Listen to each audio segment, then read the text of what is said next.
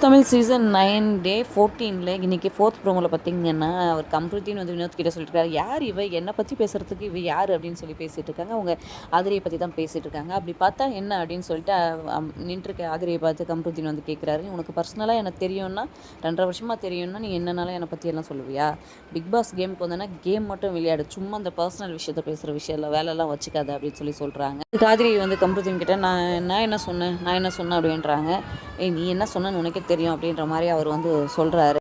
அரோரா நடுவில் வந்து stop it Kamrudeen, இதை பற்றியெல்லாம் பேசாத, நீ இதில் இன்வால்வ் ஆகாத அப்படின்னு சொல்லி கம்ருதீன் சொல்கிறாரு. நான் சொல்லி தானே உனக்கு தெரியும் அப்படின்னு சொல்லி அரோரா வந்து கேட்குறாங்க. அரோரா கிட்ட ஆதிரி சொல்லிட்டாங்கன்றது தான் கம்ருதீனுக்கு இப்போ கோபம். உடனே வந்து நீ கேட்டில்ல ஏன் என்கிட்ட 2 நாளாக பேசலன்ட்டு, நான் இதுக்காக தான் நான் வந்து உங்ககிட்ட பேசலை, உன்னோட இந்த கேரக்டர்னால தான் நான் வந்து பேசலை அப்படின்னு சொல்லிட்டு அரோரா சொல்கிறாங்க.